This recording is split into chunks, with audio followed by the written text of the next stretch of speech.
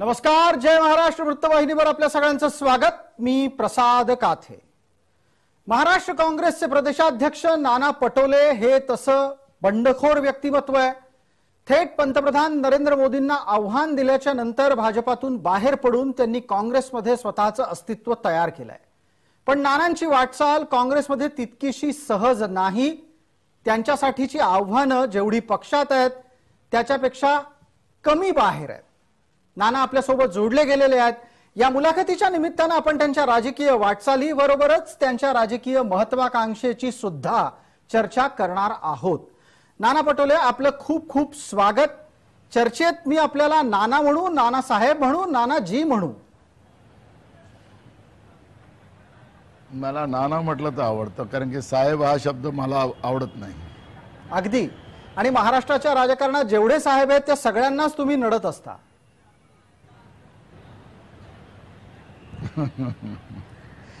आपण चर्चेला सुरुवात करूयात। महाराष्ट्रातल्या आत्ताच्या स्थितीत विधिमंडळातला काँग्रेसचा चेहरा नक्की कोण आहे? आक्रमक नाना पटोले, सौम्य शीतल स्वभावाचे बाळासाहेब थोरात, की राजकीय डावपेच टाकणारे अशोकराव चव्हाण? काँग्रेस जवळ चेहऱ्यांची काही कमी नाही आहे। त्याच्यामुळे आज आम्ही सगळेजण मिळून महाराष्ट्रामध्ये काँग्रेसला बळ देण्याचं काम आम्ही करतो आहे। त्याच्यामुळे आमच्यामध्ये चेहऱ्याची स्पर्धा नाही, पक्ष बळकट कसं करायचं याच्यावर आमचं काम चाललेलं आहे। त्याच्यामुळे ही स्पर्धा आता आमच्याजवळ नाही आहे। प्राप्त स्थितीमध्ये महाराष्ट्रात काँग्रेसच्या अंतर्गत कुठली स्पर्धा नाही असं तुम्ही सांगताय, पण पडद्यामागे काय चाललंय नाना ते काही लपून राहत नाही। नाना पटोले जेव्हा एखादी गोष्ट राबवायची म्हणतात त्यावेळेला सत्तेत राहिलेले काँग्रेसजन हे त्याला बऱ्यापैकी आडवे येतात असं आमचं थेट निरीक्षण आहे। आणि हेही निरीक्षण आहे की अशोकरावांशी सोडलं तर तुमचं कुणाशी पटत नाही।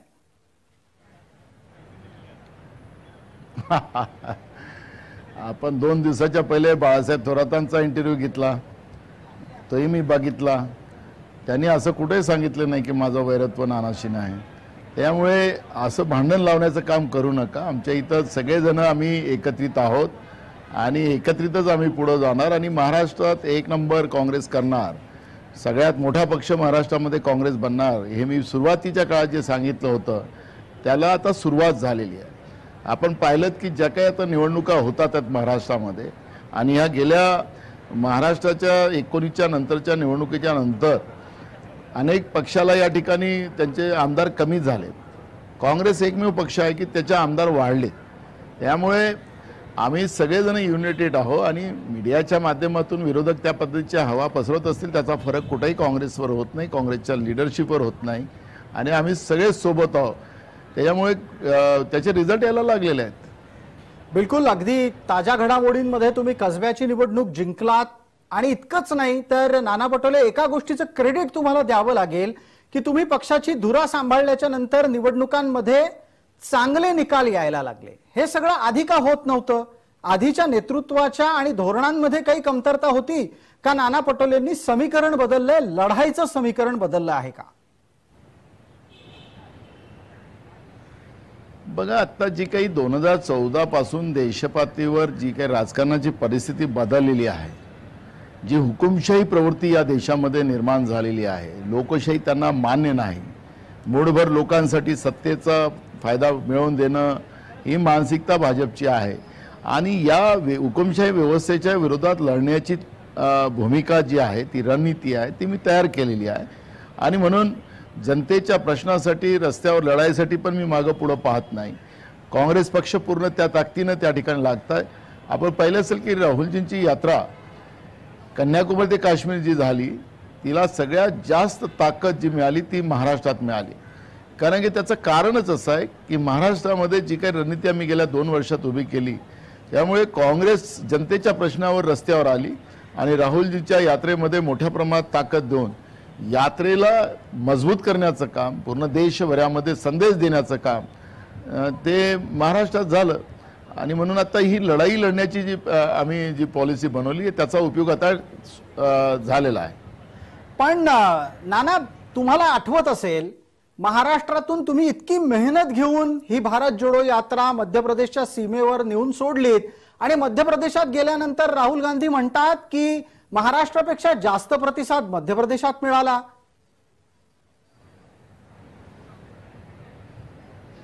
बरोबर आहे। आपल्याला मी महाराष्ट्रामध्ये समजा त्या पद्धतीची ताकद मिळाली नसती तर पुढे अजून ते कमजोर झाली असती। आमचा प्रयत्न होता, ज्यावेळेस मी आपल्याला लक्षात असेल की मध्य प्रदेशमध्ये मी यात्रेचा समारोप केला आणि तिथले आमचे प्रदेश अध्यक्ष कमलनाथजींच्या हातामध्ये फ्लॅग दिला, त्यावेळेस सांगितलं की आम्ही या पद्धतीचं केलं, आमच्यापेक्षा तुमची यात्रा मोठी व्हावी अशी सदिच्छा आम्ही दिली। आणि निश्चितपणे महाराष्ट्राच्या या एकतेचं आणि महाराष्ट्राचं ज्या पद्धतीने राहुलजींचं समर्थन मिळालं त्याचा मेसेज मध्ये, कारण की आपण मध्य भारतात राहतो आणि मध्य भारताचा मेसेज पूर्ण देशात जातो आणि त्याच्यापेक्षा चांगली झाली असेल तर चांगलंच आहे ना, त्याला काय विरोध करायचा का। मग या यात्रेचा संपूर्ण रूट मार्ग जेव्हा ठरत होता तेव्हा राहुल गांधींना मुंबईत आणावं, बाळासाहेबांच्या स्मारकावर आणावं असं का आपल्याला वाटलं नाही? बघा, आम्हाला तर राहुलजी पूर्ण महाराष्ट्रामध्ये त्यांची पदयात्रा यावी असं आमचं मत राहणं स्वाभाविक आहे आणि त्यामुळे आम्ही शिवनेरीवर सुद्धा राहुलजींना नेण्याचा आमचा मानस होता, कारण की आमचं दैवत छत्रपती शिवाजी महाराज 14 तळ्याला डॉक्टर बाबासाहेब आंबेडकरांनी पावन केलं, तिथं यावं अशा पद्धतीची आमची भूमिका होती। पण यात्रा कशी होती, त्यांना किती त्रास झाला, त्यांना किती चालावं लागलं, किती लोकांना भेटावं लागले, काय धक्काबुक्की होते ते आपण सगळ्या आपल्या दूरचित्रवाणीवरून पाहिलेलं आहे। त्याच्यामुळे त्यांनी जो रूट तयार केला की काश्मीर ते कन्याकुमारी हा काही रूट आपल्याला बोलायला सोपा आहे। मी 15 दिवस त्यांच्याबरोबर चाललो आणि त्या चालत असताना मला जे काही अनुभव आले ते, आणि त्यांना काश्मीर ते कन्याकुमारी 3,500च्या वर किलोमीटर ते चाललेत, त्यामुळे आखरी मनुष्य आहे, काही मशीन नाही आहे आणि आम्हाला वाटणं स्वाभाविक आहे। पण ते यात्रेचा रूट जो तयार झालेला होता त्या रूटप्रमाणे ते आले। याच सगळ्या वाटचालीच्या दरम्यान तुम्ही नक्की मेसेज काय दिला? तुम्ही भारत जोडो यात्रा काढली, तुमचा नेता कन्याकुमारी पासून काश्मीर पर्यंत चालत गेला, लोकांना याचं खूप कौतुक आहे आणि सगळ्यात त्यातली महत्त्वाची गोष्ट अशी की नक्की संदेश काय? काँग्रेसला मतदान करा, राहुल गांधींना पंतप्रधान करा, नक्की तुम्हाला अपेक्षित काय आहे त्याच्यातून?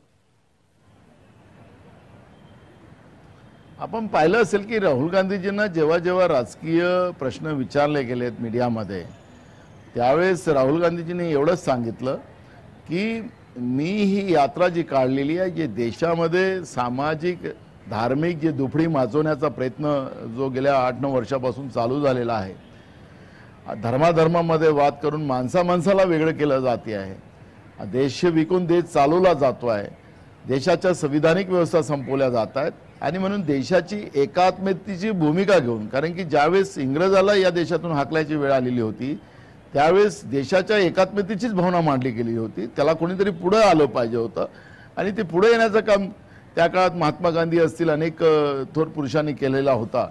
पण अशा आता लोकशाहीमध्ये आपण पाहिलं की जी काही परिस्थिती तयार झालेली होती त्या परिस्थितीच्या आधारावर राहुल गांधीजींनी ही भूमिका घ्यावी आणि ज्या पद्धतीने राहुल गांधींना बदनाम केलं जात होतं की सोन्याचा चम्मच घेऊन जन्माला आलेला आहे, राजकुमार आहे, त्यांना काय कळत आहे, पण ज्यावेळेस ते देशातल्या या लोकांमध्ये लाखो कोट्यावधी लोकांना भेटलेत आणि त्यांना देशातली जनतेला समजून घेण्याचं आणि त्यांचं मत जाणून घेण्याची जी त्यांना संधी मिळाली, त्यामुळे या देशातली वस्तुस्थिती त्यांनी त्यांच्या समोर आली आणि म्हणून हास्य जोडो कार्यक्रमाच्या माध्यमातून आज आम्ही प्रत्येक घरापर्यंत त्यांचा संदेश पोहोचवत आहे आणि याला राजकीय दृष्टिकोन नाही, हा खरं काँग्रेस हे बलिदानातून निर्माण झालेला पक्ष आहे, त्यागातून निर्माण झालेला पक्ष आहे आणि त्याच्यामुळे ही निवडणुकीची नांदी म्हणून नाही, ही खऱ्या अर्थानं देशाला एकत्रित आणण्याचं एक प्रयत्न होता आणि त्याच्यामध्ये राहुल गांधी सफल झालेत आणि म्हणून त्यांच्या काश्मीरच्या श्रीनगरच्या भाषणामध्ये आपण पाहिलं असेल की ज्या काश्मीरमध्ये मला कुठली सुरक्षा नव्हती, माझी ही पांढरी शर्ट त्या टी शर्ट मला लाल होईल अशी अपेक्षा होती, पण या देशामध्ये एकात्मतेचा मेसेज आहे। ज्या काश्मीरमध्ये मुस्लिम लोकांच्या बद्दलचे अफवा टाकली जात होती की ते तिरंगाचा विरोध करतात, त्या ठिकाणी काश्मीरच्या लोकांना सोबत घेऊन राहुल गांधींनी तिरंगा फडकवला. काही लोक सांगतात हे बाहेरून गेले 4-5 लोकांनी फडकवला की आम्ही लाल चौकामध्ये तिरंगा फडकवला त्या काळात सांगत होते. पण राहुल गांधीजींनी काश्मीरच्या लोकांना सोबत घेऊन त्या ठिकाणी तिरंगा फडकवणं हे खऱ्या अर्थानं या देशाच्या एकात्मतेचा संदेश देण्याचं काम राहुल गांधीच्या यात्रेमुळे मिळाला आणि हीच सफलता आमची आहे. जी, पण नाना एक गोष्ट नमूद करावी लागेल, त्याच्यावरही सांगा की राहुल गांधींना लाल चौकात तिरंगा फडकवता आला कारण परिस्थिती तशी बदलली आहे. काँग्रेसच्या कार्यकाळात हे शक्य नव्हतं. श्रीनगरच्या लाल चौकात कोणी पाऊल टाकू शकत नव्हतं. मोदींच्या कार्यकाळात हे शक्य झालंय असाही नरेटिव्ह आहे. मला हे कळत नाही की 56 इंचीच्या व्यक्तीचं सरकार आलं या देशात. त्यांनी नोटबंदी केली, मोठे नोट राहिलेत म्हणून जे आतंकवादी निर्माण होतात, नक्षलवादी निर्माण होतात. 2000चा नोट काढला, ते तर पहिले 2000चा नोट तर आतंकवाद्याच्या हातात गेला. एक आतंकवादी व्यवस्था बंद नाही झाली, आतंकवादी व्यवस्था चालूच आहे. आमच्या देशातले सैनिक शहीद होतात आहेत. पुलवामाची घटना ते विसरलेत वाटतात. मला एक कळत नाही की एखादी चांगलं झालं तर आम्ही केलं आणि जे वाईट होतं ते काय नाही घेत. काश्मीर पंडिताचा आजही खून होत आहे, तिथं मारलं जात आहे, त्यांना त्याचे गळे कापले जातात आहेत, ते काही जबाबदारी का घेत नाही आहे. मूळ प्रश्न तो नाही आहे. आखरी जो संदेश एकात्मतेचा घेऊन निघणारा माणसाचं स्वागत होतो. धर्माधर्मामध्ये वाद करणाऱ्यांचं स्वागत होत नाही, त्याला जोडेच मारले जातात, त्याच्यावर वारच केले जातात, असं चित्र आम्ही पाहिलेलं आहे. पण राहुल गांधीजींनी प्रामाणिकपणे राजकारण न करता एकात्मतेचा संदेश घेऊन त्या ठिकाणी गेले, त्याचं यश आहे. हे अजूनही त्या ठिकाणी निवडणुका घ्यायला तयार नाहीत, अजूनही तिथं राष्ट्रपती राजवट चाललेली आहे. मग त्याचंही श्रेय तुम्हीच घ्या ना. आणि म्हणून मी तुम्हाला सांगतो की आपलीच पाठ आपल्याला ठोपडण्याचं जे मानसिकता भाजपची आहे त्याचं ते दर्शन आहे. राहुल गांधीच्या परिश्रमाचं त्यांना श्रेय द्यायचं नाही आहे आणि त्याच्यामुळे त्यांनी जे केलेलं परिश्रम आहे त्याला ते घाबरलेत म्हणून या पद्धतीच्या उलट्या बोंबा करायची पद्धत ही भाजपची आहे. याच राहुल गांधींनी एक भूमिका मांडली आहे, ती आहे उद्योगपती अदानींच्या विरोधातली. तुम्ही सुद्धा महाराष्ट्रात त्या निमित्तानं आंदोलनं केलीत, स्वतः मोर्चे काढलेत. पण हे सगळं ज्या वेळेला काल संसद परिसरात घडत होतं त्या आंदोलनामध्ये राष्ट्रवादी नव्हती. असं नेहमी का होतं की तुमच्यात आणि राष्ट्रवादीत काही मुद्द्यांच्या आधारे मतभेद सुस्पष्ट होतात आणि दुसऱ्या बाजूला तुम्ही विरोधकांची एकजूट करायचा प्रयत्न करता, तो अयशस्वी होतो? बघा, आम्ही एकदम क्लिअर आहोत. भाजपच्या विरोधात जे कोणी लोक असतील त्या लोकांच्या बरोबर एकत्रित आणून भाजपपासून हा देश वाचवला पाहिजे, देशाची संविधानिक व्यवस्था वाचवली पाहिजे, ही भूमिका आमची आहे आणि त्या भूमिकेवर आम्ही काम करतो. राष्ट्रवादीचा उल्लेख आपण केला, त्या राष्ट्रवादीला काय निर्णय घ्यायचे आहेत ते निर्णय त्यांनी घ्यावेत आणि त्याच्यामुळे त्यांचा स्वतंत्र पक्ष आहे. त्यांनी नागालँडमध्ये कोणाबरोबर जावं किंवा अदानीच्या ज्या रिझर्व्ह बँका असतील किंवा LIC असेल, यांना ज्या पद्धतीचं लुटलं गेलं त्या व्यवस्थेतून हा देश कसा वाचवता येईल हा प्रयत्न काँग्रेस करते आणि जेवढे पक्ष काँग्रेस सोबत आहेत त्याचं स्वागतच आम्ही करतो. पण तुमच्या या लढाईमध्ये महाराष्ट्रात महत्वाचा तुमचा घटक पक्ष असलेला राष्ट्रवादी सर्व स्तरांवर सोबत काय येताना दिसत नाही. महाराष्ट्रामध्ये नाना पटोले अदानीच्या विरोधात आंदोलन करतात, राष्ट्रवादीनं एक तरी आंदोलन केल्याचं तुम्हाला आठवतंय का? तुमच्या आंदोलनात ते सहभागी झाल्याचं आठवतंय का? आम्हाला दिसलं नाही, तुम्हाला दिसलं असेल तर सांगा. म्हणून मी काय बोललो, त्यांचा स्वतंत्र पक्ष आहे. नागालँडमध्ये त्यांना भाजपसोबत अलायन्स करायचं असेल तो त्यांचा विचार आहे, त्याच्यामुळे त्यांना आम्हाला विरोध करायचं काही कारण नाही आहे ना.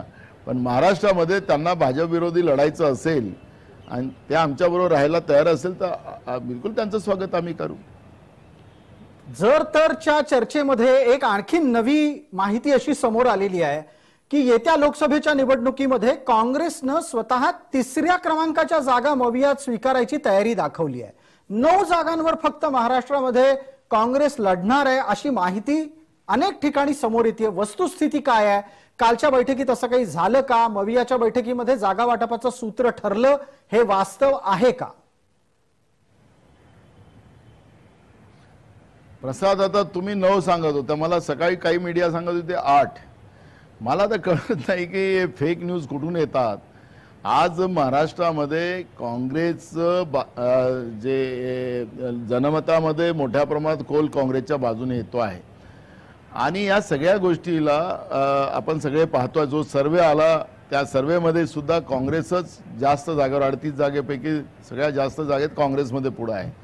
पण मूळ प्रश्न मला याच्यामध्ये जायचं नाही आहे। खरं तर अजून चर्चा सुरू नाही झाली, जागा वाटपाची अजून कुठली चर्चा ना राष्ट्रवादी बरोबर झाली ना शिवसेनेबरोबर झाली, अजून कुठलीही चर्चा नाही। जी काल आमची मीटिंग झाली ती आता राज्यभरात 6 आपले जे आयुक्त विभाग आहेत त्या आयुक्त विभागावर मोठे मोठे सभा करायच्या असा एक निर्णय आम्ही काल केलेला आहे आणि त्याच्यासाठी कालची मीटिंग झालेली आहे। अजूनही जागा वाटपाबद्दलची कुठलीही चर्चा झालेली नाही, फेक न्यूज आहे। त्यामुळे या न्यूजला आपल्या माध्यमातून दाखवून द्या की असं कुठलीही चर्चा झाली नाही, म्हणजे लोकांमध्ये जो संभ्रम टाकला जातो तो संभ्रम दूर होऊन जाईल। पण प्राप्त परिस्थितीत तुम्ही जरी जागा वाटपाचं सूत्र ठरलं नाही असं सांगत असाल तरी पण तुमच्या लेखी लोकसभेच्यासाठी सगळ्यात मोठा पक्ष कुठला आणि सगळ्यात जास्त जागांवर कुणी लढायला हवं? आता मवियामध्ये प्रबळ दावेदारी कुणाची आहे? आकड्यांच्या बाबतीत सगळ्यात मोठा पक्ष मवियात राष्ट्रवादी आहे, त्यानंतर काँग्रेस आहे, त्यानंतर उद्धव गट आहे। बघा आता अनेक व्यवस्था अनेक पद्धती बदलल्या गेलेल्या आहेत। मेरिटच्या आधारावर त्या ठिकाणी निर्णय झाले पाहिजेत, कारण की महाराष्ट्रामधून बीजेपीला एकही जागा कशी मिळू नये याचा प्रयत्न आम्ही त्या ठिकाणी करू असं काँग्रेसचं मत आहे। त्यामुळे जे काही मेरिट असेल, जे काही सर्वे येतील त्या आधारावर ते निर्णय करावेत अशी अपेक्षा आमची आहे। फक्त आम्हाला जास्त जागा द्या आणि त्या जागा शून्य करा असं आम्हाला नाही करायचं आहे। काँग्रेस याच्यामध्ये आम्हाला जी काही देशातली जी परिस्थिती झालेली आहे, जी संविधानिक व्यवस्था जी उद्ध्वस्त करण्याचं काम झालेलं आहे, देश विकण्याचं काम रोज चाललेलं आहे, देशाच्या बँका लुटल्या जातात आहेत, देशाच्या LIC लुटली जाते आहे, देशाची सगळी अर्थव्यवस्था संपवण्याचं काम होतं आहे, मूठभर उद्योगपत्यांना देशाची तिजोरी लुटून द्यायचं काम चालू झालेलं आहे, कर्मचारी संपावर गेलेले आहेत, तुम्हाला शेतकरी रस्त्यावर उतरलेला आहे, गरीब उद्ध्वस्त झालेला आहे। आणि म्हणून या देशाच्या प्रत्येकाला न्याय मिळावा आणि या देशाची संविधानिक व्यवस्था वाचावी याच्यामध्ये आमची भूमिका स्पष्ट आहे आणि म्हणून आम्ही याच्यामधला एक प्रयत्न करतोय।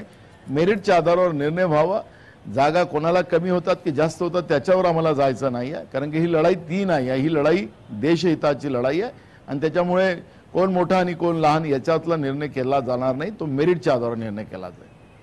हे मेरिट नक्की काय आहे हे सांगाल का? तुम्ही वारंवार म्हणताय मेरिटच्या आधारावर करा, पण आता हे मेरिट ठरवणार कोण? शेवटी निवडणुकीमध्ये जिंकणं आणि निवडून आलेले आमदार खासदार हे सगळ्यात मोठं मेरिट असतं। काँग्रेस त्या पातळीवर कमकुवत ठरतेय। मी तुम्हाला तेच सांगा, नाही तुमचा आता गैरसमज आहे।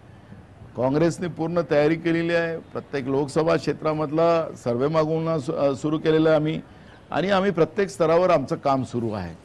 त्यामुळे त्याचा बोंबाबोंब न करता आम्ही सगळं काम आमचं चाललेलं आहे। जे काही सर्वे असेल सर्वेच्या आधारावर अनेक गोष्टीचा निर्णय केला जाणार आहे आणि कोण माणूस कुठं मजबूत आहे त्याच्या आधारावर निर्णय घेतले जाणार। याच अंदाजानुसार एक किमान आकडा आम्हाला तुमच्याकडून अपेक्षित आहे। तुम्ही प्रदेशाध्यक्ष आहात या नात्यानं सांगा की महाराष्ट्रातल्या 48 जागांपैकी तुम्हाला किती जागा हव्या आहेत? बघा मी तुम्हाला सांगितलं की आम्ही या हेवे देवेत जाणार नाही। आम्हाला जास्त जागा मिळू शकतील, या आमच्यापेक्षा सेनेला जास्त जागा मिळू शकतील, जे काही असेल ते मी त्याच्यात हेवे देव्यात जाणार नाहीये, कारण की हा जागा वाटप हा मेरिटच्या आधारावर झाला पाहिजे आणि बीजेपीला महाराष्ट्रातून एकही जागा मिळणार नाही, त्यांचा एकही खासदार निवडून येणार नाही याच्याबद्दलची आमची चर्चा होणार आणि त्या पद्धतीची रणनीती आम्ही करू। आणि त्याच्यामुळे मला असं वाटतं की आता जेव्हा चर्चाच झाली नाही आम्हाला किती पाहिजे त्यांना किती पाहिजे याच्यावर चर्चाच झाली नाही तर मी तुम्हाला सांगणं चुकीचं ठरेल। या चर्चेला आणखीन थोडंसं पुढे नेऊयात आणि त्यानिमित्तानं मला प्रदेश पातळीवरची ही एक चर्चा आपल्यासोबत करायची आहे। ती अशी आहे की नाना पटोले हे प्रदेश काँग्रेस चालवताना हेकेखोरपणे वागतात असा आक्षेप आहे। नाना कुणाचं ऐकत नाहीत, नेत्यांनी दिलेले सल्लेही मानत नाहीत, हे खरंय का नाना? परवा बाळासाहेब तुमच्या याच्यावर होते, त्यांनी सांगितलं का की नाना आमचं ऐकत नाही, असं सांगितलं तर नाही ना तुम्हाला? त्यांनी तसं सांगितलं, त्यांनी तसं नाही सांगितलं, पण त्यांनी हे नक्की सांगितलं की वेळप्रसंगी बाळासाहेब थोरात काही जणांचे कान टोचतात. मग बाळासाहेब टोचतात ना, म्हणजे नाना पटोले चुकीचं करत असेल तर त्याला कान पकडण्याचे अधिकार बाळासाहेबाला आहे, हे त्यांनी मान्य केलेलं आहे. ते आमचे मोठे आहेत, ज्येष्ठ आहेत, त्यामुळे आमच्याकडे वाद नाही आहे, आमचं मतभेद कुठंच नाही आहे. एखादी गोष्ट जे होते, मी एखादा निर्णय सांगेल ते आम्ही चर्चा करूनच त्याच्यावरचा शेवटी मग निर्णय घेतो. आणि मला असं वाटतं की या अफवा ज्या आहेत काँग्रेसच्या बद्दलच्या, ह्या अफवाच आहेत, वास्तविकता ती नाही आहे. या संपूर्ण वाटचालीमध्ये तुम्ही काँग्रेसमध्ये नवीन तरुणांना संधी देताना दिसता आहात. अनेक जण जे सातत्यानं केवळ अमक्याचा मुलगा अमक्याची मुलगी म्हणून दावेदारी आपली लावत होते, त्याच्या ऐवजी तुम्ही संघटनेतल्या रचनेमध्ये तरुणांना आणतात. या तरुणांना बळ कसं देताय? कारण प्रत्यक्षात नाना पटोले दिसताना असं दिसतंय की नानांनी एखाद्या व्यक्तीला नेमलं की तिथले प्रस्थापित त्याला सहकार्य करत नाही. बघा, मी तुम्हाला सांगतो की आता आमचे नेते राहुल गांधीजी असतील, मल्लिकार्जुन खरगे साहेब असतील, जेव्हा काँग्रेसच्या तिकिटीचा निर्णय होणार तर तो सर्वेच्या आधारावर होणार, मी मगाशी सांगितलं. आणि जो मेरिट असेल, जो जमिनीवर काम करणारी लोक असतील, मी अनेकदा सांगतो की तुम्ही ज्याला निवडणुका लढायच्या असतील तर त्यांनी आपल्या आपल्या भागामध्ये काम करा आणि ज्याचा सर्वे येईल त्यालाच तिकीट मिळेल, कोणालाही लगग्यानं तिकीटं मिळणार नाही. आपण पाहिलं दंगेकरचं प्रकरण, आपण पाहिलं असेल की त्या ठिकाणी आमचे काही नेते होते, त्यांचा रिपोर्ट मी मागवला, दंगेकरांचा रिपोर्ट मागवला, दंगेकरच एक नंबरला येत होते म्हणून दंगेकरला आम्ही तिकीट दिली. म्हणजे सांगायचं तात्पर्य असं आहे की मूळ भाग असा आहे की जो जमिनीवरचा कार्यकर्ता असेल, जो लोकांमधला असेल, मी मेरिट हा शब्द मगाशी वापरला, त्याच्या आधारावर दिला आणि म्हणून रिझल्ट आले. म्हणजे सांगायचं तात्पर्य असं की आखरी आम्ही पुढच्या वेळेस तर जवळपास 80% नवीन लोकांना, जो जमिनीवरचा असेल आणि मेरिट असेल अशा नवीन लोकांना तिकिटा देणार आहोत, तरुणांना तिकिटा देणार आहोत. त्याच्यामुळे तो नातलग आहे की तो त्याचा कोणी वाली नाही आहे, त्याला राजकीय कुठला पाठबळ नाही, पण तो लोकांमधला आहे, अशा लोकांना आम्ही तिकिटा देणार आहोत. त्याच्यामुळे कोणाला विरोध करायचं कारणच नाही, कारण की हायकमांडनीच हा निर्णय घेतलेला आहे. दरम्यान तुम्हाला अमित शहांचं एक वक्तव्य निश्चित आठवत असेल, मी एक फक्त चर्चेत त्याचा संदर्भ घेतो. अमित शहा नुकतेच महाराष्ट्राच्या दौऱ्यावर जेव्हा आले होते तेव्हा त्यांनी सांगितलं की सगळ्याच्या सगळ्या 48 जागा या कमळाच्या चिन्हावर जिंकायच्या आहेत.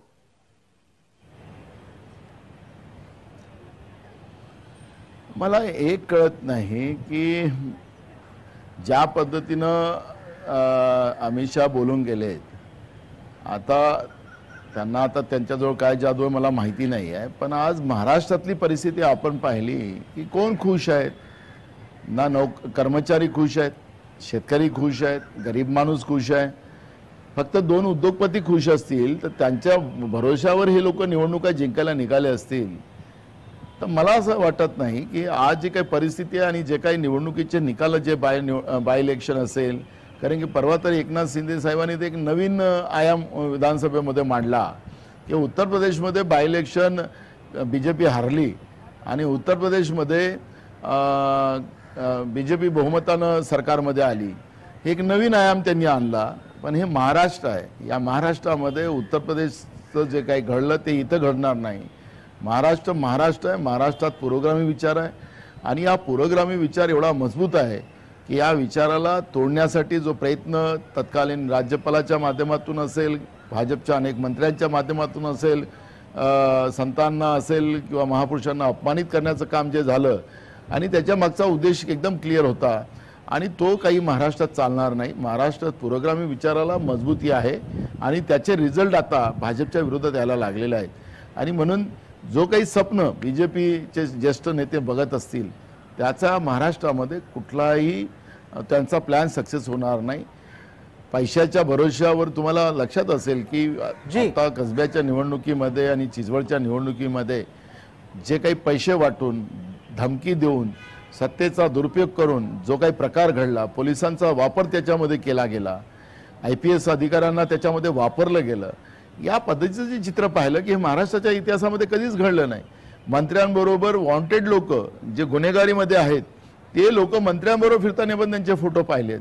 म्हणजे मी तुम्हाला सांगायचं तात्पर्य असं की महाराष्ट्राच्या इतिहासामध्ये हे जे काही चित्र निर्माण करण्याचं पाप करण्यात आलं ते कधी नव्हे. आणि या सगळ्या गोष्टी घडवूनही सुद्धा त्यांना यश त्या ठिकाणी मिळू शकलं नाही हे त्यांनी समजलं पाहिजे. आणि हे जे दिव्य स्वप्न ते बघायला निघाले ते स्वप्न कधीच महाराष्ट्रात सक्सेस होऊ शकत नाही. याच अनुषंगाने जर समजा निवडणुका झाल्या तर काँग्रेस कितव्या क्रमांकावर असेल? महाराष्ट्रामध्ये लोकसभेच्या निवडणुका झाल्या तर सगळ्यात जास्त जागा ह्या काँग्रेसच्याच राहतील. तुम्हाला अद्यापही एक संधी आहे, तुम्ही किती जागा महाराष्ट्रात जिंकाल असा प्रश्न आहे माझा. बघा, जागा वाटपामध्ये जे काही शेअर्स आमच्याकडे येतील त्याच्यामध्ये जो काही रिझल्ट राहील तो रिझल्ट आमचा 100% आमच्या बाजूने राहील असा आमचा विश्वास आहे. पण मग तुम्ही उद्धव गटाला बळ कसं देणार? त्यांच्याकडे तर आता उणेपुरे फक्त 3 खासदार आहेत. ते 3 खासदार सुद्धा निवडणुका येतील की नाही तेव्हा सोबत असतील की नाही याची चिंता आहे. तुम्हाला उद्धव गटाला सोबत घेऊन जाणं हे आव्हानात्मक काम कसं करता येणार आहे?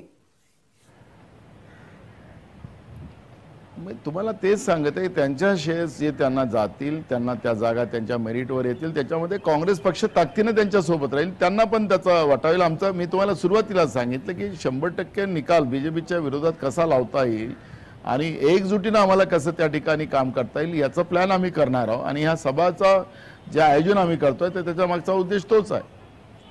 पण नाना पटोले, मनापासून एका प्रश्नाचं उत्तर द्या. तुम्हाला खरोखरच असं वाटतं की लोकसभेच्या निवडणुकीच्या वेळेला उद्धव ठाकरे हे पूर्णपणे तुमच्या सोबत असतील आणि ऐन वेळेला ते भाजप सोबत जाणार नाहीत?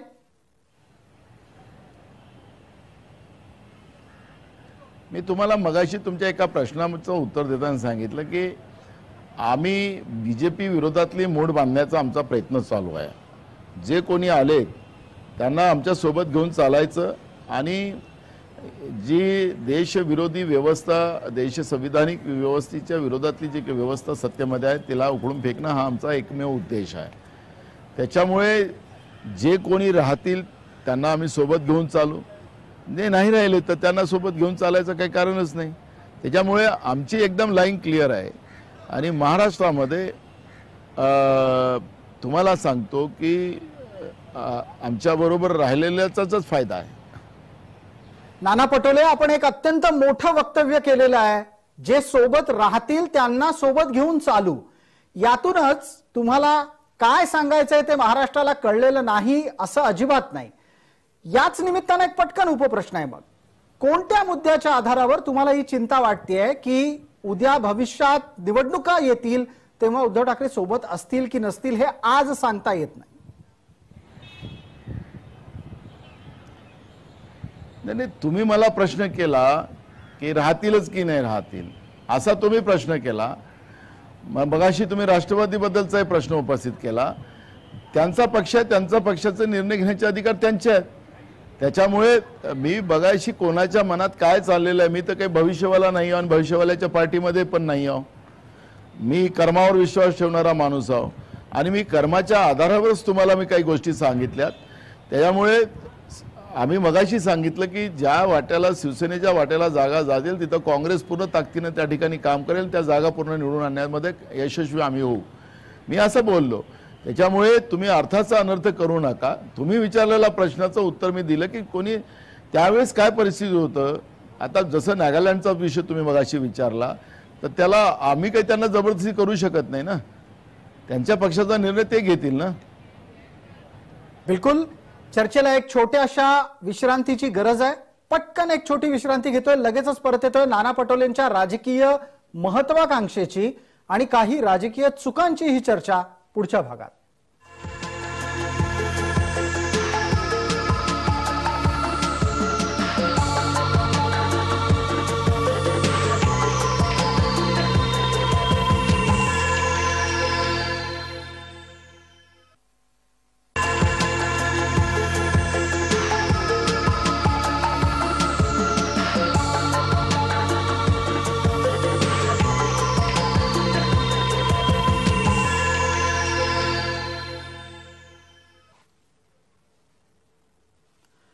नमस्कार. नाना पटोलेंच्या या विशेष मुलाखतीत आपल्या सगळ्यांचं स्वागत. मी प्रसाद काथे. मुलाखतीच्या दुसऱ्या भागात आपण नाना पटोलेंच्या राजकीय महत्वाकांक्षेची आणि त्यांनी घेतलेल्या निर्णयांच्या मधून झालेल्या चुकांचीही चर्चा करणार आहोत. नाना पटोले, पहिला मुद्दा आहे तो अर्थातच विधानसभा अध्यक्षपद सोडण्याचा. आमचा तपशील असा आहे की नाना पटोलेंनी स्वतःहून पक्षाला त्यांना प्रदेशाध्यक्ष करायला भरीस पाडलं. त्या निमित्तानं विधानसभा अध्यक्षपद रिकामं राहिलं आणि पुढे महाराष्ट्रात जे काही झालं त्याला तांत्रिक दृष्ट्या नाना पटोलेंची घाई जबाबदार आहे.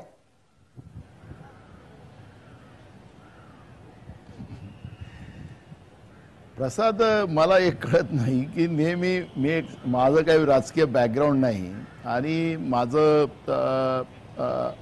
आणि मलाच काय याच्यात कोंडीत पकडलं जातं हेच कळलं नाही. पण सातत्यानं नाना पटोले राहिले असते तर सरकार पडलं नसतं. माझ्या शक्तीचा अनुभव करून देण्याचं काम काही आमचे मित्र करतात. खरं तर मी त्यांना ते मागच्या काळाचाच धन्यवाद दिला. खरं तर माझ्यानंतर जागा का भरली गेली नाही याचा प्रश्न कोणीच विचारत नाही. कारण की अखेरी माझ्या हायकमांडनी मला जे काही आदेश दिले त्याचं पालन मला करणं एक पक्ष कार्यकर्ता म्हणून माझी जबाबदारी आहे. विधानसभा अध्यक्ष माझ्या हायकमांडनी मला बनवलं आणि त्यांनीच मला सांगितलं की तुम्ही राजीनामा द्या आणि पक्ष संघटनेमध्ये या. मी एका मिनिटात कुठलंही एक्सक्यूज न करता, कुठलंही त्याच्यामध्ये चर्चा न करता त्यांनी सांगितलेल्या आदेशावर मी पालन केलं आणि राजीनामा दिला. आणि माननीय त्यावेळेचे मुख्यमंत्री उद्धव ठाकरे साहेब असतील, अजितदादा असतील, त्यांना भेटून मी त्यांना, माझ्यासोबत अशोक चव्हाण साहेब होते, बाळासाहेब थोरात होते, आम्ही तिघे मिळून गेलो आणि सांगितलं की असा आदेश आलेला, राजीनामा आम्ही देतो आहे. आणि त्याच्यानंतर आम्ही पूर्ण काळ त्यांच्या मागे लागलो की आमचा अध्यक्ष करा. पण ते अध्यक्ष शेवटपर्यंत आमचा त्यांनी केला नाही. पण त्या काळामध्ये जे काही घटना झाल्या त्याच्यात उपाध्यक्ष होतं, त्यांच्या हातात सगळे पॉवर होते. मग हे सगळे पॉवर असताना उपाध्यक्षाचे आणि त्या अध्यक्षाचे पॉवर त्यांच्याकडे होते, त्यांनी का नाही वापर केला हा एक प्रश्न या ठिकाणी निर्माण होतो. आणि आखरी जसे माझ्यावर व्यक्तिगत हे टाकलं जातं तर त्याच्यामध्ये त्या पद्धतीनं जे काही पदावर होते त्यांच्याबद्दलचं मत यायला पाहिजे ना. पण असो, जे काही मी तुम्हाला माझं स्पष्टीकरण दिलं, मला कोणावर एलिगेशन लावायची गरज नाही. अगदी. पण यातून तुम्ही जे सुचवायचं ते सुचवलेलं आहे. तुमच्या लेखी एक राजकीय निरीक्षक म्हणून सांगा, विधानसभेचं अध्यक्षपद रिकामं ठेवण्यात कोणाला काय फायदा असेल? बघा, मला ते शेवटपर्यंत कळलं नाही. आणि कारण की आम्ही सातत्यानं, आम्ही सगळेजण म्हणजे मग बाळासाहेब असतील, अशोक चव्हाण साहेब असतील, पृथ्वीराज चव्हाण साहेब असतील, आम्ही सातत्यानं त्यावेळेचे मुख्यमंत्री उपमुख्यमंत्र्यांच्या संपर्कात होतो किंवा अध्यक्षाची जागा भरा. कधी तयार होतो ते, कधी मग रात्री तयार झाले की सकाळीच म्हणायचे की नाही आपल्याला आता करता येणार नाही. असं करून तो वेळ माळून गेला आणि सगळे त्याचे परिणाम भोगले गेलेत. कारण की ती जागा, कारण की 177 आमदारांचा पाठिंबा महाविकास आघाडीला होता आणि मला वाटतं की सत्तेमध्ये 2 मतं वाढतात. पण ठीक आहे, 5-10 मतं कमी झाले ते 145च मतं लागत होते. तेवढी मताची कॅपॅसिटी आपली होतीच. थोडक्यात तुम्ही अत्यंत स्पष्टरित्या हेही सुचवलेलं आहे की वारंवार काँग्रेसनी त्यांच्या राजकीय शहाणपणाचा फायदा घेत जे काही सल्ले दिलेले होते तत्कालीन मुख्यमंत्री आणि उपमुख्यमंत्र्यांना, त्यांनी ते वारंवार अव्हेरले. काँग्रेसचा हा सल्ला अव्हेरण्याचाच परिणाम महाराष्ट्रात राजकीय सत्तांतर घडण्यात झाला आणि त्याचे परिणाम नक्की काँग्रेसला सर्वात जास्त भोगावे लागतायत का? नाही, आम्हाला काही भोगायचं कारण नाही. आम्ही बघा, मी अनेकदा सांगितलं की एका विपरीत परिस्थितीमध्ये महाविकास आघाडी झाली. पहाटेचं सरकारचा उल्लेख तर आता भयानक होतो आहे. दोन्ही पक्षाकडून, भाजपकडून आणि राष्ट्रवादीकडून त्या सगळ्या गोष्टीचा उहापोह होत आहे. आणि ते सरकार 72 तासानंतर पडल्यानंतर मग उद्धव ठाकरे साहेब असतील की शरद पवार साहेब असतील, आमच्या नेत्या सोनिया गांधींना भेटलेत आणि मग प्रस्ताव ठेवला आणि त्याला मान्यता देत असताना आखरी पुन्हा निवडणुका लागू नये, राज्यामध्ये पुन्हा लोकांची गैरसोय होऊ नये आणि म्हणून सोनिया गांधीजींनी त्या काळात त्याला मान्यता दिली. आणि मान्यता देऊन मग महाराष्ट्रामध्ये महाविकास आघाडीचं सरकार झालं, हे सगळ्यांनाच माहिती आहे. सूर्यप्रकाश एवढं सत्य आहे. मग ही सगळी गाडी चालवत असताना आखरी आम्ही सोबतच होतो, त्याच्यामुळे काही आमचं काही आम्हाला 44च जागा होत्या, आता आमचं 45 झाल्या. आम्ही एकमेव पक्ष की आमचं उलटा एक आमदार वाढला. हे सांगायचं तात्पर्य असं की या सगळ्या परिस्थितीमध्ये आमचं काही नुकसान व्हायचं काय कारण नाही. आम्हाला जेवढं काही काम जनतेसाठी करायचं होतं आमच्या 12 मंत्र्यांनी केलं. मी विधानसभा अध्यक्ष म्हणून मला करता आलं आणि त्याचा संदेश आम्हाला जो द्यायचा तो आम्ही दिला. पण नाना पटोले, याच मवियाच्या सत्तेच्या काळामध्ये एक गोष्ट स्पष्टपणे अशी दिसली की मविया ही काँग्रेसमुळे सत्तेत आली आणि सत्तेत आल्यानंतर सर्वात जास्त कुचंबणा काँग्रेसची झाली. याला सत्तेत गेलेले मंत्री काँग्रेसचे जबाबदार आहेत का? कारण ते सातत्यानं सत्ताधार्जीने राहिले, पक्षाकडे दुर्लक्ष केलं.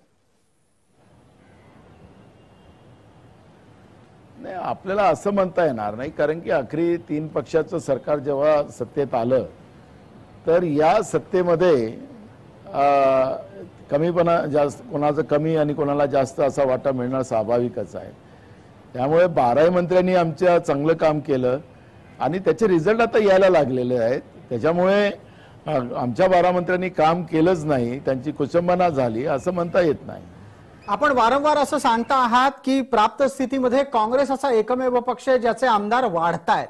तुम्हाला आणखीन एक आमदार वाढवण्याची संधी आहे सत्यजित तांबेंच्या निमित्तानं. तुम्हाला वाटतं की सत्यजित तांबे हे लवकरच काँग्रेसमध्ये येतील? त्यांच्या मामांनी तसं भविष्यसूचक वक्तव्य नुकतंच आमच्याकडे केलंय, तुम्ही तेही पाहिलं असेल.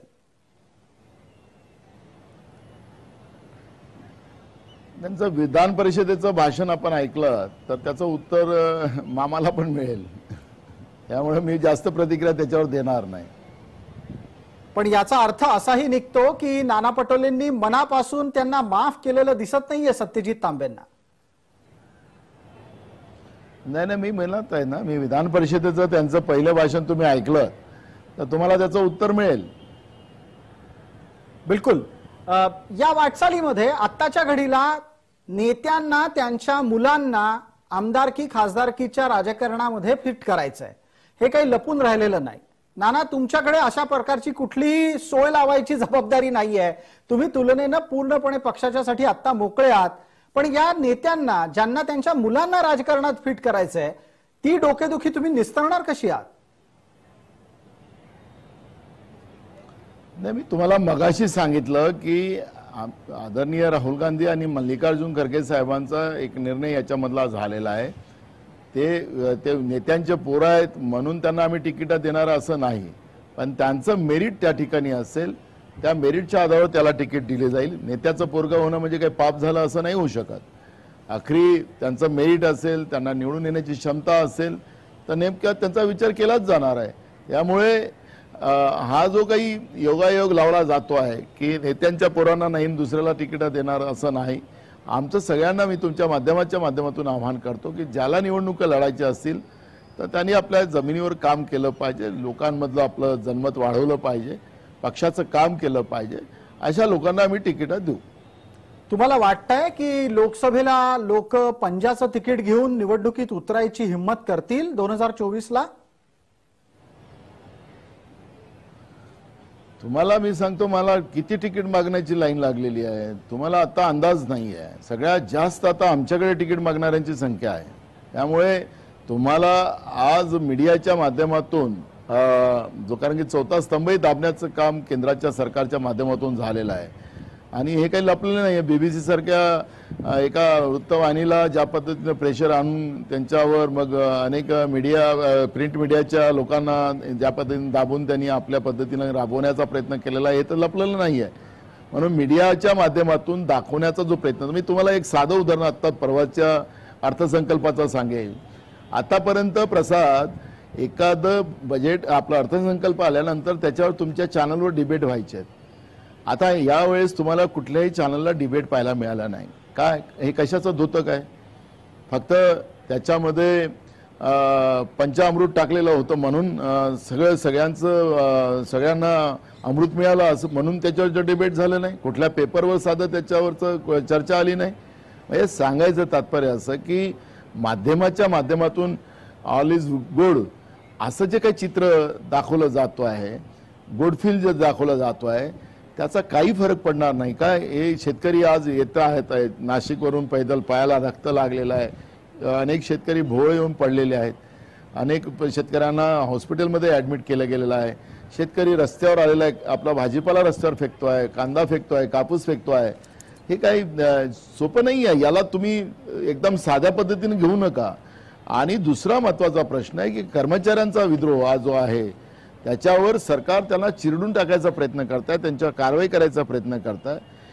गरीब माणूस सुद्धा आज आपण पाहिलं असेल की राशनच्या दुकानामध्ये हे पैसे देणार आहेत, आता राशन देणार नाही आहे. जो काही राशनच्या दुकानातला भाव आहे त्याप्रमाणे पैसे देणार आहेत. बाजारामध्ये जास्त किमतीचं राशन आहे, मग काय त्याचं पोट भरणार आहे? ते काय लोकांना उपाशी मारणार आहेत? आपल्या राज्यामध्ये आत्ताच एक घटना झाली, त्या पोस्टमॉर्टममध्ये बिबटे मरण पावले 3, त्यांचा पोस्टमॉर्टम झाला, ते या भूकमरीमुळे ते मरण पावलेत अशा पद्धतीचं डॉक्टरांनी रिपोर्ट केला. तर इथं काय माणसं आता भूकमरीनं मारायला निघालेले आहेत. आणि म्हणून गरिबामध्ये सुद्धा एक मोठा असंतोष निर्माण झालेला आहे. आणि म्हणून तुम्हाला सांगतो की काँग्रेसच हा एक पर्याय आहे या सगळ्या व्यवस्थेला. आणि म्हणून मी तुम्हाला सांगितलं की माझ्याकडे तिकीट मागणाऱ्यांची लाईन इतकी मोठी आहे की तुम्हाला त्याचा अंदाज आज येणार नाही. त्याच्यामुळे काँग्रेसच्या तिकिटावर, कारण की महाराष्ट्र हा पुरोगामी विचाराचा आहे आणि पुन्हा पुरोगामी विचार हा महाराष्ट्रामध्ये ताकदीनं रुजवला जातो आहे. 78 सारखी परिस्थिती महाराष्ट्रामध्ये पुन्हा निर्माण होत आहे. माझं लाईन लक्षात ठेवा प्रसाद, 78 सारखी लाईन आता निर्माण होत आहे महाराष्ट्रामध्ये. आणि काँग्रेसच हा एक पर्याय आहे. हे महाराष्ट्राची जनता, कानाकोपऱ्यातली जनता, सेक्युलर विचार हे सगळे एकत्रित होऊन या लढाईला बीजेपीच्या बरोबर विरोधात लढायला लोक आता तयार झालेले आहेत. आणि त्याचंच उदाहरण आहे की अमरावती विभागात असेल, नागपूर विभागात असेल, शिक्षक असतील, ग्रॅज्युएट लोक असतील, या सगळ्यांनी आम्हाला साथ दिलेली आहे. आणि त्याच्यामुळे पुण्यासारख्या कसब्यामध्ये जे परंपरागत बीजेपीचं जे मतदारसंघ होतं त्यालाही पलटवण्याचं काम लोकांनी केलं. लोकशक्ती ही सगळ्यात मोठी होते हे माध्यमांनीही समजलं पाहिजे असं माझं मत आहे. नाना, आपल्याला माध्यमांना सल्ले द्यायला फार आवडतं, तुम्ही आमच्यावर टीका करता आहात म्हणून एक छोटंसं फक्त या संदर्भातलं विवेचन करतो. अर्थसंकल्पावर एक अत्यंत विश्लेषणात्मक चर्चा आमच्याकडे जय महाराष्ट्र विशेष नावाच्या स्वतंत्र कार्यक्रमात झाली होती. हवं असेल तर मी आपल्याला त्याची क्लिप पाठवेन. आपण चर्चेला पुढे नेऊयात. मला एक प्रश्न आहे, नाना पटोलेंना नरेंद्र मोदींच्या विरोधात भूमिका घेतल्याच्या नंतर पक्ष सोडावा लागला, ते काँग्रेसमध्ये आले. तांत्रिक दृष्ट्या पाहिलं तर एक सिटिंग खासदार म्हणजे जे विद्यमान खासदार आहेत ते पद सोडून येतो, त्या नाना पटोलेंना मंत्रीपद का दिलं गेलं नाही काँग्रेसमध्ये? तुमच्या एवढ्या मोठ्या बलिदानाला, तुमच्या एवढ्या मोठ्या आक्रमक शैलीला न्याय का मिळाला नाही? तुमचं मंत्रीपद कोणी खाल्लं? वडेट्टीवारांनी? मला तुमचा हाच तर गैरसमज आहे. नाना पटोले खुर्चीची लढाई लढत नाही, नाना पटोले जनतेची लढाई लढतो आहे. खासदारकी सारखं पद आणि मी त्यांची चाटुगिरी केली असती तर आज केंद्रामध्ये मंत्री राहिलो असतो. मी खुर्ची उगवायला नाही, भोगायला नाही गेलो. मी आजही खुर्ची भोगायला इथं आलो नाही. मी आपण पाहतो की विधानसभेच्या कामकाजामध्ये मी प्रत्येक कामकाजामध्ये माझा सहभाग असतो. जनतेच्या प्रश्नावर तुटून तेवढंच सरकारच्या अंगावर जाऊन पडतो, कारण की अखेरी माझं दायित्व जनतेला न्याय मिळवून देणं, खुर्चीसाठी नाही. म्हणून पक्षाच्या श्रेष्ठांनी जे काही मला संधी दिली, मला स्पीकर बनवलं. आपण पाहिलं असेल त्या काळात अशी चर्चा होती की सत्तेतले 3 केंद्र झाले, एक विधान भवन, एक शरद पवार साहेबांचं घर जे होतं त्यांचं काय ते कोणतं बंगला तो त्यांचं घर, आणि मातोश्री, अशा पद्धतीची चर्चा त्या काळात होत होती. सिल्वर गोप आणि त्या पद्धतीची चर्चा होत होती. आखरी विधानसभा अध्यक्ष सुद्धा हा जनतेसाठी काम करू शकतं हा संदेश देण्याचं काम मी केलं. मी त्या खुर्चीवर बसून मी अनेकदा मोर्चे ओबीसी समाजाचे काढलेत, अनेक माझ्या आया बहिणींनी काढलेत, बुजुर्गांनी काढलेत. अनेकदा मोर्चे काढून न्याय मिळत नाही, जातीने हा जनगणना होत नाही, पण विधानसभेचा अध्यक्ष सुद्धा ठराव आणू शकतो हे देशाला संदेश दिला. कारण की विरोधी पक्ष किंवा सत्ता पक्षांनी ठराव द्यायचा, तो वाचायचा अध्यक्षांनी आणि मग त्याच्यावर चर्चा घडवायची आणि व्हायचं बहुमत नाहीचं बहुमत करायचं आणि ठराव संमत झाला एवढंच म्हणायचं. एवढंच अध्यक्षाचं काम नसतं. पण नाना पटोले आपल्याला आठवत असेल की तुमच्या याच पद्धतीच्या वागण्याचा आक्षेप तिथल्या तिथे अजित पवारांनी सभागृहात घेतला होता की मंत्रिमंडळात प्रस्ताव संमत न करता ओबीसींच्या जनगणनेचा निर्णय अध्यक्ष कसे देऊ शकतात? तुमच्या याच घाईमुळे, तुमच्या याच वागण्यामुळे राष्ट्रवादींनी तुम्हाला हळूहळू थंड करण्याचा प्रयत्न केला का? एक नाना पटोले जनतेच्या प्रश्नावर कोणीच थंड करू शकत नाही. नाना पटोलेला मोदीच नाही करू शकले तर कोणीच करू शकत नाही. जनतेची लढाई, त्याला न्याय मिळवून देण्यासाठीच मी राजकारणात आलेलो आहो. मी खुर्ची भोगायला नाही आलेलो आहो. आणि ते माझ्या कृतीमधून, मी नुसतं तोंडाने नाही बोलत, मी कृतीनं करून दाखवलेलं आहे. त्याच्यामुळे मी त्या ठिकाणी जेव्हा ठराव मांडला त्यावेळेस मी त्यांना सांगितलं, मी ठराव मांडलेला आहे, नाना पटोले मी अध्यक्ष म्हणून मी हा ठराव वापस घेणार नाही, मी मतास टाकेल. आणि मग आखरी एकमताने ठराव पारित झाला. मूळ प्रश्न आहे की जी काही परिस्थिती आहे त्या परिस्थितीला समजून घेऊन त्याच ताकदीनं जनतेचे प्रश्न मांडून मी कधी थंड होणार नाही. जनतेच्या प्रश्नावर मी कधी थंड होऊ शकणार नाही. त्याला न्याय मिळवून दिल्याशिवाय शांत बसणार नाही. हा माझा स्वभाव राहिला.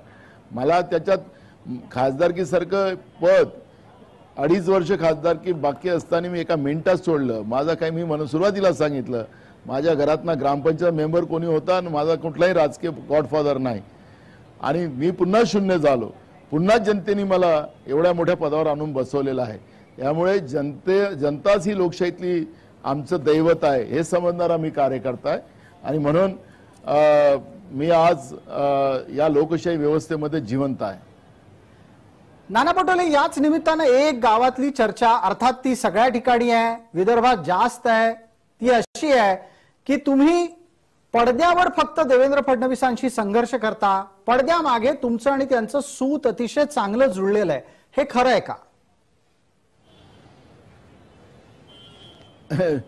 असतं तर अमरावतीमध्ये रणजित पाटील निवडून आले असते, कसब्यामध्ये त्यांनी ठेवलेला उमेदवार निवडून आला असता. मग आता त्याला मी तर हनुमानजी नाही आहे असं काळच पाडून दाखवणारा. त्याच्यामुळे मी बोलतोय तेच करतो आणि माझ्या कथनीत आणि करणीमध्ये फरक नाही आहे. मी रिझल्टच्या माध्यमातून दाखवतो. त्यामुळे मला हनुमानजी सारखं काळच फाडून दाखवायचं नाही. या कृतीमधून ज्या गोष्टी आपल्याला दाखवा लागतात ते दाखवतो. आपल्या राज्यातलं राजकारण असं आहे आणि ते राहिलंच पाहिजे. कारण की आम्ही वैचारिक विरोधात असू, पण जेव्हा आम्ही आमोरसमोर भेटतो त्यावेळेस आम्ही मैत्रीचं नातं ठेवलंच पाहिजे अशा मताचा मी आहो. कोणाला ठेवायचं की नाही ठेवायचं तो त्यांचा प्रश्न आहे. पण ज्यावेळेस विचाराची लढाई येतं ती प्रामाणिकपणे लढावी या कल्पनेतून मी लढतो आहे. आणि म्हणून त्याचा रिझल्ट मी दिला ना. नाहीतर नागपूरचं आम्ही जागा जिंकत नव्हतो, आम्ही अमरावतीची जागा जिंकत नव्हतो, आम्ही कसब्याची जागा जिंकत नव्हतो. आता काय जिंकलो? मग आता त्याला काय, आता तुमच्याजवळ उत्तर असेल तर मला सांगा. तुम्हीच प्रश्न करा. आता या मी दिलेल्या उत्तरावर तुमच्याजवळ काही प्रश्न असेल तर मला सांगा. तुम्ही जागा जिंकू का शकलात याचं स्थानिक समीकरण सुद्धा गरजेचं आहे. कसब्यात तुम्ही 1-to-1 फाईट केलीत म्हणून जिंकलात. अमरावतीत अनेकांनी अयोग्य पद्धतीनं जाणीवपूर्वक मतदान केलं म्हणून तुम्ही जिंकलात, हेही नाकारता येणार नाही. जसं भाजपाकडे पराभवाची कारण आहेत, तुमच्याकडे विजयाची कारण आहेत. पण नाना, एक गोष्ट सांगा, तुम्हाला हे लपवून ठेवता येणार नाही की तुम्हाला मुख्यमंत्री व्हायचंय. नाना पटोलेंची ही महत्वाकांक्षा कितपत सार्वजनिक आहे? मी मगाशी सांगितलं की मी चाटुगिरी केली असती तर आज केंद्रामध्ये मंत्री राहिलो असतो. नाना पटोलेला चाटुगिरी चालत नाही आणि नाना पटोलेला कुठलीही अभिलाषा नाही. नाना पटोलेला सत्याची बाजू घेऊन लढण्याची सवय आहे.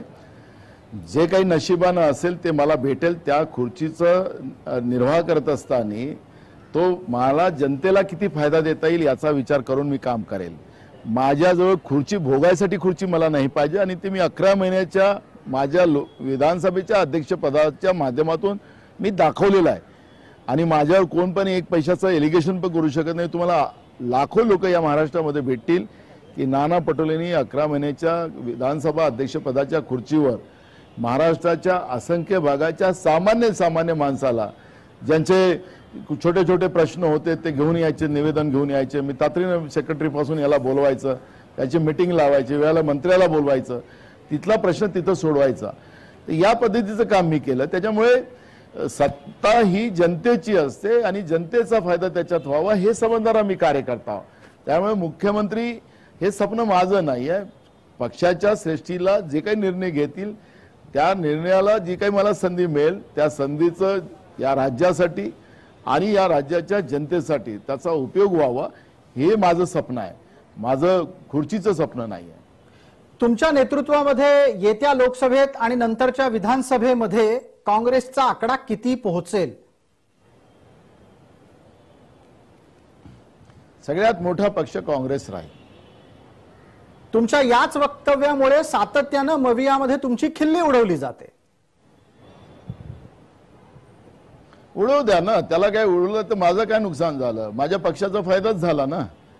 कोण माझी खिल्ली उडवत आहे? एक बघा, मला विरोधकांचं सर्टिफिकेटची गरज नाही आहे, मला जनतेच्या सर्टिफिकेटची गरज आहे. मी हे मानणारा व्यक्ती आहो. त्याच्यामुळे मला कोण माझी खिल्ली उडवते त्याच्याकडे माझं काही लक्ष नाही आणि मी लक्ष देत पण नाही. अशा लोकांच्या बद्दल मी काहीच नाही.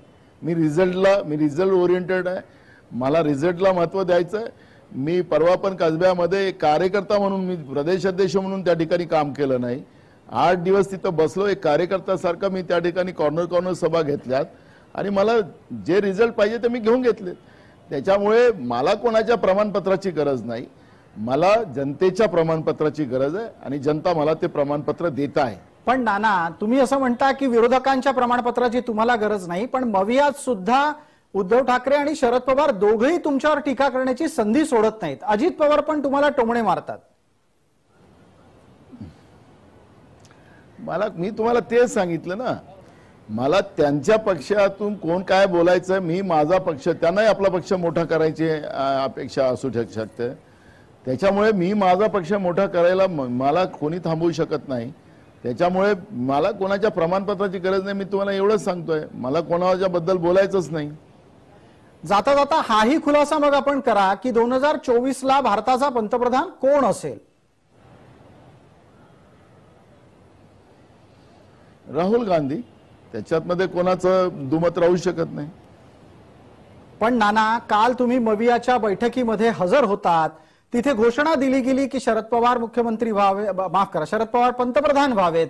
उद्धव ठाकरेंनी शरद पवार पंतप्रधान झाले तर चालतील अशी भूमिका घेतली आणि तुम्ही म्हणताय की राहुल गांधी पंतप्रधान होणार आहेत. बघा, आखरी प्रत्येक नेत्याच्या कार्यकर्त्याला स्वाभाविक आहे की त्यांचा नेता देशाचा प्रमुख माणूस व्हावा असं वाटणं स्वाभाविक आहे. तर कोणी घोषणा केली तर त्याला कोणाला थांबवता येतं का आपल्याला? मी आता बोललो तुम्हाला, तर मला कोणी थांबवू शकतं का? आणि मी तुम्हाला बोललो, हे माझे काळ्या दगडावरची पांढरी रेषा, देशाचे 2024 मध्ये प्रधानमंत्री राहुल गांधीच बनतील. राहुल गांधींची अशी काय कौशल्य आहेत की ते 2024ला पंतप्रधान बनतील? आत्ताच्या घडीला ना जागा आहेत, ना समर्थन आहे, ना ममता तुमच्या सोबत केंद्रात पंतप्रधान बनवायला थांबतील, ना राष्ट्रवादी थांबेल अशी परिस्थिती आहे. कशाच्या भरोशावर तुम्ही एवढं मोठं विधान करताय? एक साधं आहे, तुम्हाला सांगतो. मी देशाच्या राजकारणातही काम केलेलं आहे. मी किसान काँग्रेसचा राष्ट्रीय अध्यक्ष म्हणून मी काम केलेलं आहे. 1.5 वर्ष मी तिथेही काम केलेलं आहे. देशातल्या प्रत्येक राज्याला मी जोडून पाहिलेलं आहे आणि लोकसभेमध्ये 2-2.5 वर्ष मी काम केलेलं आहे. आज मी काय देशातली परिस्थिती पाहतो की देशाच्या जनतेला, कारण की काँग्रेस पक्ष देशभरात आहे आणि जी काही परिस्थिती आहे, लोकांना आता काँग्रेसच या देशामध्ये सत्तेत आला पाहिजे हे लोकांना वाटायला लागलेलं आहे आणि त्याचं तुम्हाला रिझल्ट येतील. आणि मी काही इथं भविष्य नाही करत आहे. तुम्हाला आज लोकांची गरजच काँग्रेस आहे आणि काँग्रेस शिवाय आता देशाला दुसरा पर्याय नाही, हे जनतेमधलं मत आहे. आणि प्रसाद, तुझंही मत आहे. माझंही मत, काँग्रेस हीच देशाला पर्यायी शक्ती आहे असं तुम्हीच सांगून टाकताय. मी शुभेच्छा देतो तुम्हाला. आपल्याला वेळेची मर्यादा आहे. आपण अत्यंत सविस्तरपणे आमच्या प्रश्नांना उत्तर दिलीत, त्याबद्दल खूप खूप आभार आणि धन्यवाद. या मुलाखतीमध्ये तुर्तास इतकंच. पाहत रहा फक्त जय महाराष्ट्र.